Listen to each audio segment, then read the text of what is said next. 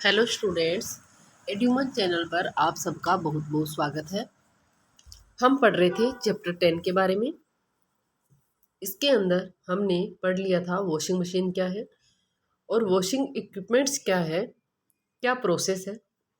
Next हम पढ़ेंगे drawing equipment, यानी कि कपड़ों की धुलाई करने के बाद कपड़ों को हमें ड्राई करना होता है, तो उस दौरान कौन कौन से इक्विपमेंट्स हम काम में लेते हैं उनके बारे में पढ़ेंगे। Apart from drying in the open space, dryers are used at commercial and institutional level. हम नॉर्मली जो घरों में कपड़े सुखाते हैं, वो जो भी हमारी खुली जगह होती है, जो भी ओपन प्लेस होता है, वहाँ पर कपड़े सुखाए जाते हैं। लेकिन उसके अलावा भी जो कमर्शियल और इंस्टीट्यूशनल लेवल पर ड्रायर्स का यूज किया जाता है।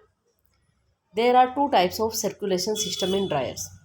जो ड्रायर्स होते हैं उनमें दो तरह का सर्कुलेशन सिस्टम होता है। यहाँ हम उन्हीं दोनों के बारे में बात करेंगे। फर्स्ट है air of relatively low temperature is circulated at high velocity.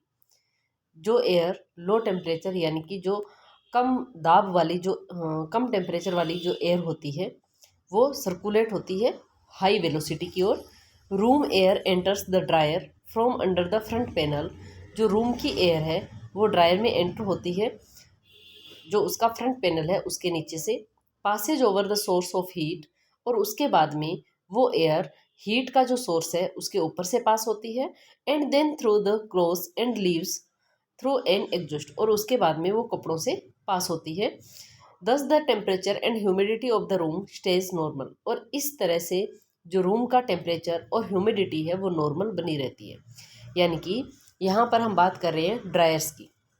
Dryers से हम कपड़े दो तरह के सुखाते हैं।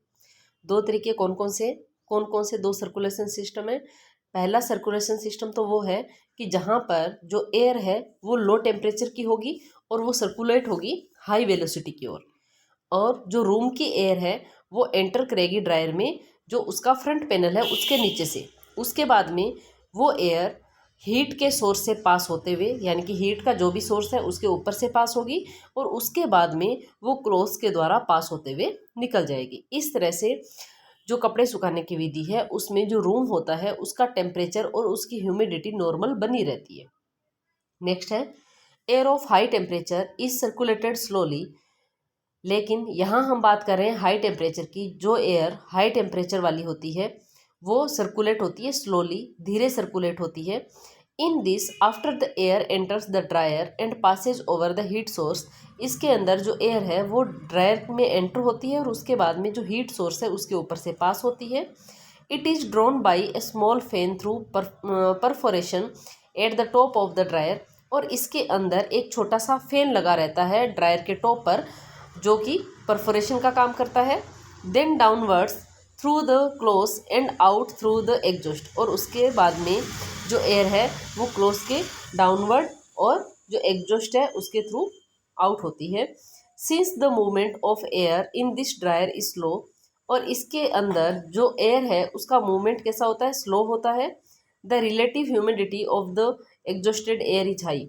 और यहाँ पर जो ह्यूमिडिटी है वो हाई होती है। हमने जो फर्स्ट मेथड था उसमें बात करी कि जो टेम्परेचर और ह्यूमिडिटी है वो रूम की नॉर्मल रहती है, लेकिन जहाँ पर हाई टेम्परेचर एयर होती है वहाँ पर ह्यूमिडिटी भी हाई होती है। नेक्स्ट है आयरनिंग एंड हॉट प्रेसिंग। अगर हम बात करें आयरनिंग की और हॉट प्रेसिंग की, तो हमने अब तक देखा कि वॉशिंग ऑफ क्लोथ्स कौन कौन से इक्विपमेंट्स काम में लेते हैं, किस तरह से कपड़ों की धुलाई की जाती है। धुलाई करने के बाद में हम क्या करेंगे, कपड़ों की सुखाएंगे, ड्राइंग करेंगे। ड्राई करने के बाद में नेक्स्ट स्टेप आता है, कपड़े सूखने के बाद में हम क्या करेंगे, उन पर प्रेस करेंगे, और प्रेस करने के बाद में हम उन कपड़ों को स्टोर करेंगे। Most household have an iron and a temporary और permanent place for work. Mostly जो भी हाउस होल्ड लेवल की हम बात करें तो जो कपड़े हैं उन पर आयरन किया जाता है, टेम्परेरी और परमानेंट उसके लिए एक जगह बनी होती है घरों में। कुछ घरों में परमानेंट एक जगह बनी होती है जहां हम कपड़े प्रेस करते हैं, और कुछ घरों में टेम्परेरी जगह होती है। Ironing is the process of smoothening out wrinkles created with use और ड्यूरिंग वॉशिंग। आयरनिंग एक ऐसी प्रोसेस है जिसके द्वारा जो कपड़े हैं जिसमें रिंकल्स होते हैं, जिनमें सिलवटें होती हैं, उनको रिंकल्स से फ्री किया जाता है, यानी कि उनको स्मूथ बनाया जाता है और ये जो रिंकल्स है ये हम यूज करते हैं उस दौरान हो सकती है, या फिर हम कपड़ों की धुलाई करते हैं तब भी कपड़ों में रिंकल्स आ सकते हैं। Pressing helps to put creases such as in sleeves, trouser legs and pleated skirt. और जो प्रेस है यानी कि जो आयरनिंग हम कपड़ों के अंदर करते हैं उस दौरान क्या होता है, जो भी हमारे स्लीव्स है या जो भी हमारे ट्राउजर लेग्स है, जो भी स्कर्ट्स है जिनमें प्लीट्स डली होती है, तो उनकी जो क्रीज है वो जमाने में हमें हेल्प मिलती है। Irons have smooth metal surface which can be heated.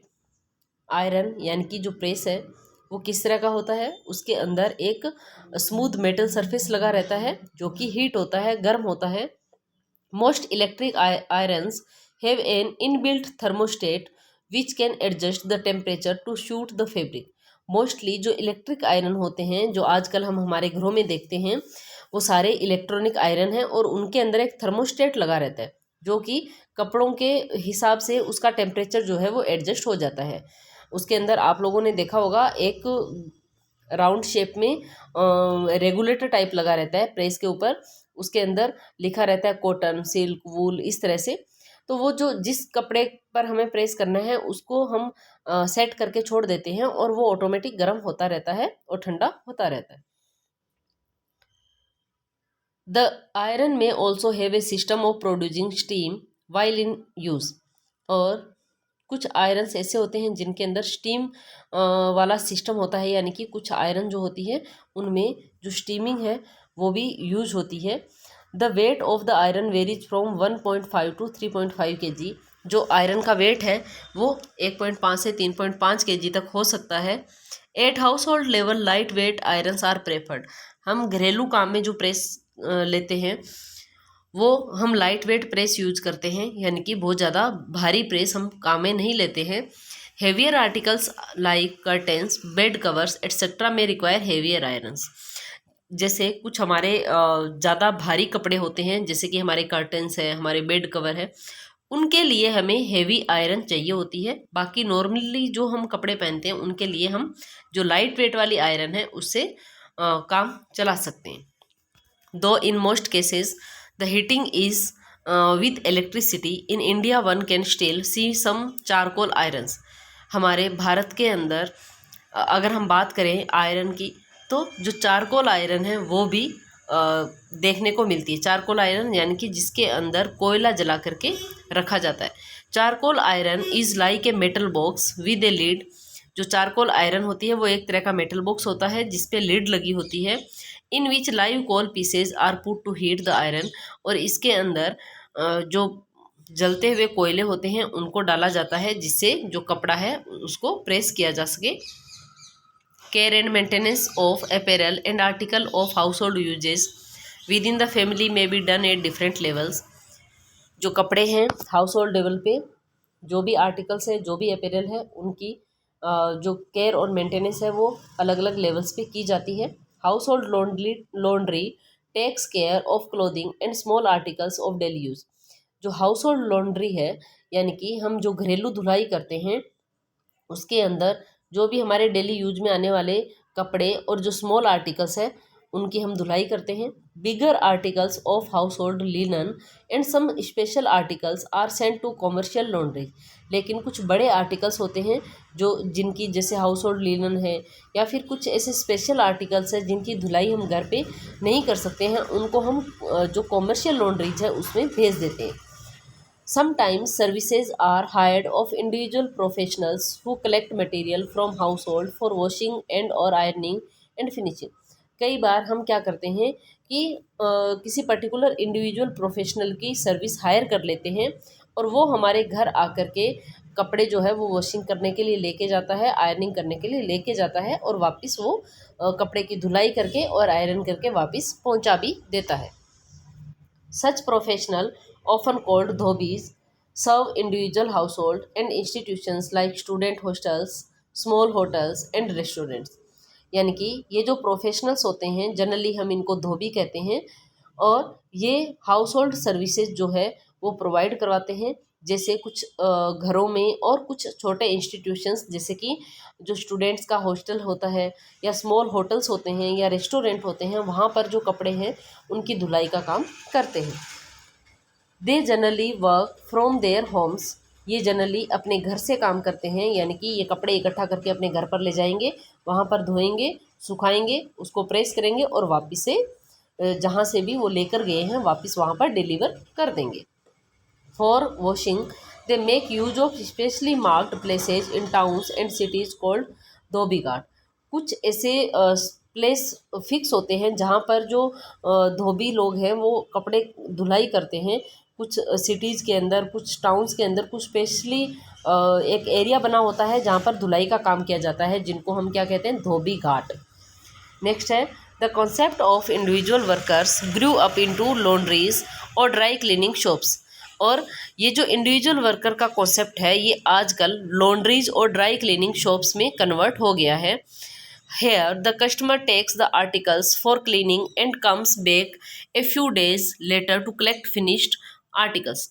आजकल जो भी कस्टमर्स होते हैं वो अपने जो भी आर्टिकल्स होते हैं उनको धुलाई के लिए पर्टिकुलर जो भी लॉन्ड्रीज होती है या जो ड्राई क्लीनिंग शॉप्स होती है वहाँ पर लेकर जाते हैं, और कुछ दिनों बाद जो भी फिनिश्ड प्रोडक्ट होता है, फिनिश्ड आर्टिकल होता है, उसको वापस वहाँ से कलेक्ट कर लेते हैं। जैसे जनरली आप लोगों ने देखा होगा, हम हमारे मोस्टली जो सर्दियों के कपड़े होते हैं उनको हम ड्राई क्लीनिंग के लिए लेकर जाते हैं। हम शॉपकीपर के पास जाएंगे, जो भी ड्राई क्लीनिंग शॉप्स होएगी, हम उनको वो कपड़े देंगे, वो हमें एक स्लिप बना कर देते हैं कि इतनी डेट को आप ये कपड़े ले जा सकते हैं, और तब तक वो उस कपड़े की धुलाई करके उसकी प्रेस करके तैयार रखते हैं। जब हम लेने के लिए जाते हैं वो स्लिप हम उसको दिखाते हैं तो वो हमें फिनिश्ड आर्टिकल दे देता है। द कस्टमर में बी एन इंडिविजुअल और एन इंस्टीट्यूशंस।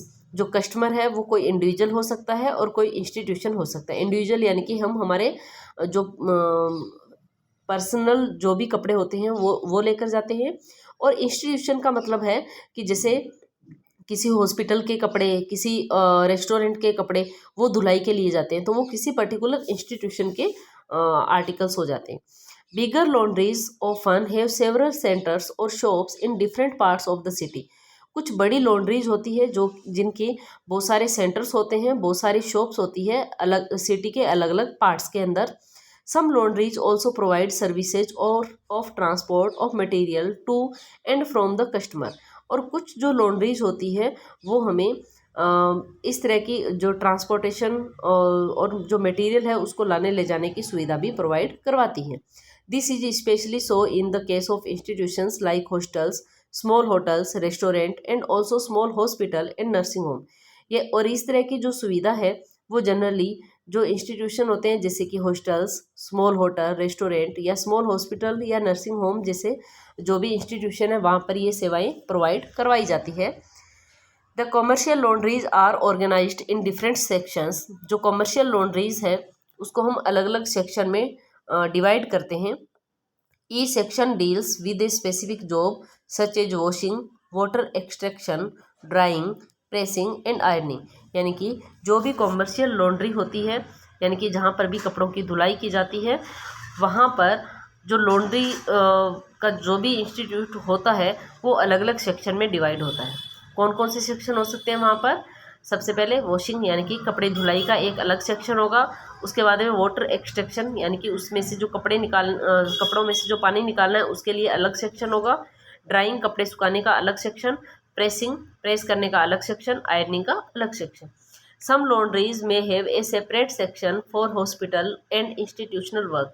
और कुछ लॉन्ड्रीज ऐसी होती है जहाँ पर हॉस्पिटल और इंस्टीट्यूशनल वर्क के लिए अलग से सेक्शन होता है, एंड अनदर फॉर इंडिविजुअल और पर्सनल वर्क। और जो इंडिविजुअल और पर्सनल जो भी क्लोथ्स होते हैं उनके लिए अलग सेक्शन होता है। यानी कि हम ये कह सकते हैं कि कुछ जो बड़ी लॉन्ड्रीज होती है वहाँ पर जो इंस्टीट्यूशन के जो भी कपड़े होते हैं उनके लिए अलग सेक्शन होगा, और जो पर्सनल जो भी कपड़े होंगे उनके लिए अलग सेक्शन यहाँ पर होता है।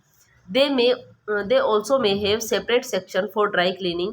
और यहाँ पर ड्राई क्लीनिंग के लिए भी अलग से सेक्शन होता है for fibre specific article like woollens, silk and synthetics, and for special articles like blanket and carpet. क्योंकि कुछ वस्त्र जैसे वुलन, सिल्क, सिंथेटिक्स और कुछ स्पेशल आर्टिकल होते हैं जैसे ब्लैंकेट और कारपेट, जिनकी ड्राई क्लीनिंग की जाती है, तो उसके लिए भी अलग से सेक्शन होता है। Some laundries also have arrangement for dyeing and special finishes like zari polishing. कुछ लॉन्ड्रीज होती है जो कि डाइंग का काम भी करती है और इसके साथ ही साथ जो जरी पॉलिशिंग है उसकी फिनिशिंग भी की जाती है।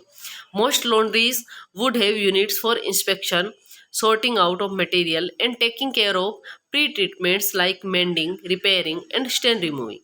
और कुछ लॉन्ड्रीज होती है जो भी मोस्टली लॉन्ड्रीज होती है वहाँ पर इंस्पेक्शन के लिए अलग से सेक्शन होता है, यूनिट होती है वहाँ पर जैसे ही हम कपड़े लेकर के जाते हैं तो उन कपड़ों को सॉर्ट आउट किया जाता है, यानी कि उन पर जो भी प्री ट्रीटमेंट करना है, जैसे अगर कोई कपड़ा फटा हुआ है तो उसकी मेंडिंग करेंगे, उसकी रिपेयरिंग करेंगे, अगर किसी कपड़े पर दाग लगा हुआ है तो उसको दाग हटा करके फिर उसकी धुलाई करेंगे।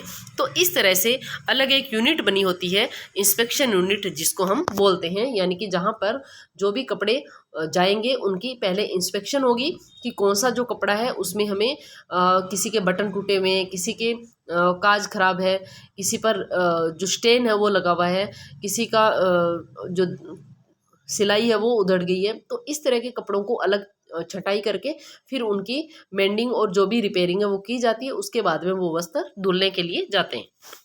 These laundries have bigger equipment and in larger numbers. और ये जो लॉन्ड्रीज होती है इन पर इनके साथ बड़े बड़े इक्विपमेंट्स होते हैं ज़्यादा संख्या में, क्योंकि यहाँ पर कॉमर्शियल लेवल में कपड़ों की धुलाई और ड्राई और जो प्रेसिंग है वो की जाती है, इसलिए जो छोटे छोटे इक्विपमेंट है उनसे वहाँ पर जो कार्य है वो स्मूथली नहीं हो पाता है, इसलिए वहाँ पर बड़े बड़े इक्विपमेंट्स काम में लिए जाते हैं। The washing machines have the capacity to handle 100 kg और more of load in one cycle. और यहाँ पर जो भी वॉशिंग मशीन्स यूज की जाती है वो 100 kg या इससे भी ज़्यादा लोड वाली जो मशीन्स है वो यूज की जाती है। जनरली जो हम घरों में मशीन्स यूज करते हैं वो 5 to 10 kg वाली मशीन्स होती है। तो अब आप देख लीजिए जो घरों में मशीन होती है 5 to 10 kg, और यहाँ पर जो भी कॉमर्शियल लॉन्ड्री है वहाँ पर 100 kg या इससे भी ज़्यादा की मशीन काम में ली जाती है। तो कितनी जो हेवी मशीन है वो वहाँ पर काम में ली जाती होगी। दे हैव सेपरेट मशीन्स और ड्राई क्लीनिंग, वो ड्राई क्लीनिंग के लिए उनके पास सेपरेट मशीन्स होती है। Other equipments include hydro extractor, dryer, flat bed ironing and pressing equipment, roller ironing and calendering machines, folding and packaging tables and trolleys to carry material from one place to another. और इस तरह से ये जो separate machine होती है dry cleaning के लिए, और इसके अलावा और भी कुछ इक्विपमेंट्स होते हैं जैसे हाइड्रो एक्सट्रैक्टर होता है, ड्रायर होते हैं, कुछ फ्लैट बेड आयरनिंग और प्रेसिंग इक्विपमेंट यानी कि कपड़ों की प्रेस करने के जो भी इक्विपमेंट्स होते हैं, रोलर आयरनिंग यानी कि ऐसे इक्विपमेंट जिनके बीच में से कपड़ा निकालेंगे तो कपड़ा जो है वो प्रेस हो जाता है, कैलेंडरिंग मशीन्स होती है। इसके अलावा फोल्डिंग और पैकेजिंग टेबल्स होते हैं, ट्रॉलीज होती है जो जिसमें जो मटेरियल है उसको एक जगह से दूसरी जगह तक ले जाया जाता है। तो ये कुछ इक्विपमेंट्स थे जो कि एक जो कॉमर्शियल लेवल का जो लॉन्ड्री इंस्टीट्यूट होता है वहाँ पर ये सारे इक्विपमेंट्स, ये सारे सेक्शन हमें देखने को मिलते हैं। The commercial establishment have a system of keeping record. जो भी कॉमर्शियल एस्टेब्लिशमेंट होता है उसके अंदर एक रिकॉर्ड सिस्टम भी होता है जहाँ पर रिकॉर्ड रखा जाता है। जैसे आप लोग अगर किसी लॉन्ड्री पर कपड़े धुलाने के लिए लेकर गए होंगे तो आपको पता होगा कि जब हम कपड़े धुलाने के लिए लेकर जाते हैं तो वहाँ पर हमें एक रिसिप्ट दी जाती है, और जो भी वस्त्र हम उनको देकर आते हैं उन पर भी वो एक स्लिप लगाते हैं जो कि एक रिकॉर्ड होता है कि ये पर्टिकुलर जो कपड़ा है वो पर्टिकुलर इंसान का होगा। When the articles is received, जब वहाँ पर कोई आर्टिकल रिसीव किया जाता है, it is checked and any damage और special care requirement is recorded. तो वहाँ पर ये चेक किया जाता है कि जो भी वस्त्र या जो भी आर्टिकल यहाँ पर आया है वो कहीं डैमेज तो नहीं है, उसमें कोई स्पेशल केयर की ज़रूरत तो नहीं है, उसको वहाँ पर रिकॉर्ड किया जाता है। The customer is given an invoice for the kind and number of articles received and the date of delivery. और जो कस्टमर होता है उसको एक रसीद दी जाती है जिसके ऊपर लिखा रहता है कि आपने इतने कपड़े हमें दिए हैं, इतने आर्टिकल दिए हैं, और आपकी डिलीवरी डेट ये रहेगी, यानी कि इतने दिन बाद में आपको ये वस्त्र मिल जाएंगे। System of code tags matching the invoice helps to identify the items of each customer और इनवॉइस। और इस तरह से जो भी टैग होते हैं, कोड टैग जो है वो कपड़ों के लगा दिए जाते हैं ताकि जो भी वस्त्र है उनको पहचाना जा सके, उनको आइडेंटिफाई किया जा सके कि जो पर्टिकुलर कस्टमर है उसका जो पर्टिकुलर आर्टिकल होगा। नेक्स्ट है इंस्टीट्यूशंस। अगर हम बात करें इंस्टीट्यूशंस की तो वहाँ पर जो कपड़े हैं उनकी किस तरह से केयर और मेंटेनेंस की जाती है। सबसे पहले देखो, large institutions that require a constant flow of clean linen working clothing और uniform like hospitals, prisons and hotels will usually have their own laundry department. कुछ इंस्टीट्यूशंस होते हैं जो बड़े इंस्टीट्यूशन होते हैं, जैसे कि हॉस्पिटल हो सकते हैं, प्रिजन्स यानी कि जेल हो सकती है, होटल्स हो सकते हैं, उनके अपने लॉन्ड्री डिपार्टमेंट होते हैं। यानी कि उस पर्टिकुलर इंस्टीट्यूट का अपना एक लॉन्ड्री डिपार्टमेंट होगा और वहीं पर उन कपड़ों की जो धुलाई है वो की जाएगी, वहीं पर उनकी आयरनिंग होती है। The organised collection, laundering and timely delivery of processed material is essential to the operation of the institution. और इस तरह से ये जो ऑर्गेनाइज्ड कलेक्शन और लॉन्ड्री का जो सिस्टम होता है, यहाँ पर टाइमली जो है कपड़े उनकी डिलीवरी हो जाती है, जो भी मटेरियल होता है उसकी जो भी एसेंशियल ऑपरेशन करने होते हैं वो भी टाइमली हो जाते हैं। There are two types of institutions which have in house laundry and maintenance setup that is within their organisation. यहाँ पर दो तरह के इंस्टीट्यूशन होते हैं जिनमें अपनी खुद की लॉन्ड्री होती है, in house laundry and maintenance setups that is within their organisation, यानी कि उनके अपने ऑर्गेनाइजेशन के अंदर। These are hotels and hospitals, यानी कि ये दो तरह के इंस्टीट्यूशन कौन से होते हैं, एक तो होटल और दूसरा हॉस्पिटल। जो होटल्स होते हैं उनका भी अपना लॉन्ड्री सिस्टम होता है और जो हॉस्पिटल्स है उनका भी अपना लॉन्ड्री सिस्टम होता है। Both have a large quantum of bed linen and other room furnishing requirements, as also staff uniforms and accessories such as apron, caps, head dresses and mask। और जो ये बेड लिनन होते हैं या फिर जो रूम फर्निशिंग रिक्वायरमेंट होते हैं या जो स्टाफ की यूनिफॉर्म होती है, जैसे एप्रन, कैप्स, हेड ड्रेस और मास्क, ये सारी चीज़ें जो है उनकी धुलाई यहाँ पर की जाती है। The hospital laundry takes care of hygiene, cleanliness and disinfection. जो हॉस्पिटल लॉन्ड्री होती है वहाँ पर प्रॉपर हाइजीन का, प्रॉपर साफ़ सफाई का, प्रॉपर डिसइंफेक्शन का ध्यान रखा जाता है, क्योंकि वहाँ पर जो पेशेंट आते हैं तो उनमें इन्फेक्शन नहीं हो जाए, इन चीज़ों का ध्यान वहाँ पर रखा जाता है। How a number of hospitals have started using disposable where there is a threat of infection which are then destroyed by burning. और हॉस्पिटल्स के अंदर कुछ जो डिस्पोजेबल काम में लिए जाते हैं उनको जहाँ से इन्फेक्शन के चांसेस हो सकते हैं, तो उनको जो भी डिस्पोजल होते हैं उनको बर्निंग के द्वारा डिस्ट्रॉय किया जाता है, यानी कि उनको जला करके नष्ट कर दिया जाता है ताकि इन्फेक्शन जैसे चांसेस नहीं हो। Most of the articles in hospitals are of cotton and dyed. और जो मोस्टली आर्टिकल्स हॉस्पिटल में काम में लिए जाते हैं वो कॉटन के और डाइड आर्टिकल्स होते हैं, with dyes which have excellent wash fastness. और जो डाई यूज होती है उन कपड़ों में वो ऐसी डाई होती है जो कि वॉश फास्टनेस होती है, यानी कि कपड़ों की बार बार धुलाई करेंगे तब भी वो डाई खराब नहीं होती है। Only the blankets are woollen. यहाँ पर जो ब्लैंकेट्स होते हैं सिर्फ वही वुलन के होते हैं, बाकी मोस्टली जो क्लोथ्स काम में लिए जाते हैं वो कॉटन के काम में लिए जाते हैं। द डेली लॉन्ड्री दस emphasizes mainly on cleanliness of cotton material. और जो कॉटन मटेरियल होता है उसकी डेली बेसिस पे लॉन्ड्री या धुलाई की जाती है। Here to the stubborn stains may not be taken notice of the finishing like starching and whitening is not included. यहाँ पर जो कपड़े होते हैं उनमें जो फिनिशिंग जैसे स्टार्चिंग और वाइटनिंग है उनको इंक्लूड नहीं किया जाता है। Even the ironing and pressing may not be done to perfection. और इवन यहाँ पर जो आयरनिंग और प्रेसिंग है वो भी नहीं करी जाती है।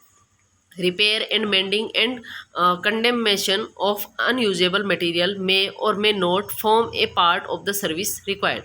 और यहाँ पर जो कपड़े हैं उनकी जो रिपेयरिंग और मेंडिंग है वो भी डिपेंड करता है कि किस तरह की सर्विसेज रिक्वायर्ड है, उसके आधार पर की भी जाती है और नहीं भी की जाती है। In the hospitality sector, that is for hotel and restaurants, athletics and final finish of the articles are the most important। अगर हम बात करें हॉस्पिटलिटी सेक्टर की और इसके अलावा जो होटल और रेस्टोरेंट है, एथलेटिक्स है और फाइनल फिनिश है, यहाँ पर जो आर्टिकल्स होते हैं उनमें जो फाइनल फिनिश है उसको इम्पोर्टेंस दी जाती है। As compare to hospitals the articles here may be of different fibre content. Hospital की बजाय जो बाकी जो भी डिपार्टमेंट्स होते हैं वहाँ पर जो फाइबर कंटेंट है वो डिफरेंट तरीके का होता है। Final finishing of laundered goods that is starching, iron pressing and correct and perfect folding are emphasised. क्योंकि जैसे अगर हम बात करें होटल रेस्टोरेंट की, बात करें एथलेटिक्स की, तो यहाँ पर जो फिनिशिंग है वो हॉस्पिटल में जो काम आने वाले आर्टिकल्स हैं उनके बजाय अलग तरीके की हो सकती है। यहाँ पर स्टार्चिंग भी कर सकते हैं, आयरनिंग, प्रेसिंग, और जो कपड़े हैं उनकी फोल्डिंग भी जो है वो मायने रखती है। They also have to care of guest personal laundry when required. और यहाँ पर जो गेस्ट है उनको पर्सनल लॉन्ड्री अगर उनको ज़रूरत हो तो उसकी भी ध्यान में रखा जाता है। As mentioned earlier the smaller hotels may have link ups with commercial laundries from outside. लेकिन जो छोटे होटल्स होते हैं वो जो कॉमर्शियल लॉन्ड्रिंग है वो कहीं बाहर से करवाते हैं, यानी कि उनके पास अपने खुद के लॉन्ड्री सिस्टम नहीं होता है। नेक्स्ट है process of laundry functioning in hospital. Hospital के अंदर जो लॉन्ड्री फंक्शनिंग है उसकी क्या प्रोसेस है। सबसे पहले collection from emergency, maintain main OT, OPD, various specialised centres and wards. यानी कि सबसे पहले तो जो आर्टिकल्स है उनको कलेक्शन करना, उनको कलेक्ट करना, अलग अलग जितने भी हॉस्पिटल के अंदर वार्ड्स बने होते हैं वहाँ से जो भी मटेरियल है, जो भी आर्टिकल है उनको कलेक्ट करना। नेक्स्ट है ट्रांसपोर्टेशन फ्रॉम लिनन बैंक और directly from hospital to laundry plant. और फिर उसको ट्रांसफ़र कर देना कहाँ पर, जो लॉन्ड्री प्लांट है वहाँ पर ट्रांसफ़र करना। अनलोडिंग डर्टी लिनन और सॉर्टिंग, और वहाँ पर जो भी गंदे कपड़े हैं उनको अनलोड करना और सॉर्टिंग करना, यानी कि उसमें से छटाई करना। जैसे बेड लिनन है उनको अलग करना, पेशेंट ड्रेस को अलग करना, डॉक्टर ड्रेस को अलग करना और ब्लैंकेट को अलग करना। Next, washing is done in large washing machines with which have a capacity of 100 kg पर लोड। उसके बाद में जो कपड़ों को हमने छटाई कर ली उसके बाद में हम क्या करेंगे, जो लार्ज वॉशिंग मशीन्स है उनके द्वारा कपड़ों की धुलाई करेंगे। नेक्स्ट है hydro extraction. Hydro extractor work in centrifugal motion with gets rid 60 to 70% moisture. और यहाँ पर फिर हम कपड़ों की धुलाई करने के बाद में क्या करेंगे, एक्सट्रैक्शन का काम करेंगे, यानी कि कपड़ों से जो एक्स्ट्रा पानी है उसको निकालेंगे और देन हम ड्राई करेंगे। और जब कपड़े सूख जाएंगे तब हम उनकी प्रेसिंग, आयरनिंग, फोल्डिंग और स्टैकिंग करेंगे। और लास्ट में मेंडिंग और सेग्रेगेशन ऑफ कंडेम्ड आर्टिकल, यानी कि अगर कोई आर्टिकल कटे फटे हैं तो उनकी हम मेंडिंग करेंगे, फिर हम पैक करेंगे और फिर जहाँ से हमने लिया है या जहाँ पर उनकी ज़रूरत है वहाँ पर वापस डिस्ट्रीब्यूट कर देंगे। तो ये जो स्टेप्स है ये आप याद रखना, ये प्रोसेस जो है लॉन्ड्री सिस्टम की आपके क्वेश्चन आ सकता है। नेक्स्ट है the quantum of work specially for bed linen is much larger for hospitals as compare to hotels. Hotels की बजाय जो हॉस्पिटल्स होते हैं वहाँ पर क्वांटम ऑफ वर्क जो है वो ज़्यादा होता है। The big hotels may have up to 400 to 500 room. जो बड़े होटल्स होते हैं वहाँ 400 से 500 कमरे होते हैं। The larger hospital may have to take care of 1800 to 2000 beds और इवन मोर। जबकि जो बड़े हॉस्पिटल्स होते हैं उनमें 1800 से 2000 तक बेड हो सकते हैं या इससे भी ज़्यादा हो सकते हैं। Of these sheets in operation theatre, maternity ward and labour room में रिक्वायर 5 और मोर चेंज पर डे। और इसमें भी जो ऑपरेशन थिएटर होते हैं, जो मेटर्निटी वार्ड होते हैं और जो लेबर रूम होते हैं वहाँ पर एक दिन में 5 या 5 से भी ज़्यादा जो बेडशीट्स है उनको हमें चेंज करने की ज़रूरत हो सकती है। Linen requirement in stock is a minimum of 6 set पर बेड। और इसलिए यहाँ पर हर एक बेड के लिए 6 सेट मिनिमम स्टॉक में रखने होते हैं। Each set normally consist of bed sheet, draw sheets and a pillow slip. और हर एक सेट में नॉर्मली क्या होता है, एक बेड शीट होगी, एक ड्रॉ शीट होगी और एक पिलो स्लिप होगी। The blankets are not changed daily unless soiled. Blanket को डेली चेंज नहीं किया जाता है। Apart from linen for patients bed, the other article to be laundered are dress, जैसे gown, kurta, pyjama etcetera for patients, dress, coats, gown, kurta and pyjama for doctors that is generally a different color from dress for patient and may be of terracotta material and some general material like tablecloths and curtain। और इसके अलावा जो patients bed और इस जो भी other articles होते हैं जो भी पेशेंट ड्रेस या जो डॉक्टर ड्रेस है, जो डिफरेंट कलर्स के मटेरियल होते हैं उनकी भी जो धुलाई है वो की जाती है. As in the case of commercial laundries, there is a system of keeping record for collection and disbursement of material to each department. An example is given as follows. अगर हम बात करें कॉमर्शियल लॉन्ड्री की, तो वहाँ पर किस तरह से जो रिकॉर्ड है वो रखा जाता है हर एक डिपार्टमेंट में अलग अलग. तो इसका एक एग्जांपल दिया हुआ है, ये देख लीजिए. नेम ऑफ द हॉस्पिटल और रिसिप्ट फॉर वॉशेबल लिनन. यहाँ पर रिसिप्ट नंबर आ जाएगा, रिसिव्ड फ्रॉम किससे लिया, डेट आ जाएगी, टाइम आ जाएगा. यहाँ पर बेडशीट अगर 1 है तो यहाँ 1 आ जाएगा, 10 है तो 10 आ जाएगा, रिमार्क आ जाएगा. इस तरह से ये सारे जो भी हमारे आर्टिकल्स हैं उनकी इस तरह से एक रिसिप्ट होती है. तो ये हमारा चैप्टर 10 है, कंप्लीट होता है यहाँ पर. उसके बाद में preparing for a career, laundry में क्या करियर है, क्या स्कोप है, उसके बारे में है इसमें. तो आपका चैप्टर 10 यहाँ पर फाइनली कंप्लीट होता है. अपने दोस्तों के साथ इस क्लास को शेयर कीजिएगा और आप लोग भी ज़्यादा से ज़्यादा इस क्लास से जुड़िएगा, ताकि आप लोगों को जो भी आपके एग्ज़ाम्स हैं आने वाले उनमें फ़ायदा मिल सके. Thank you.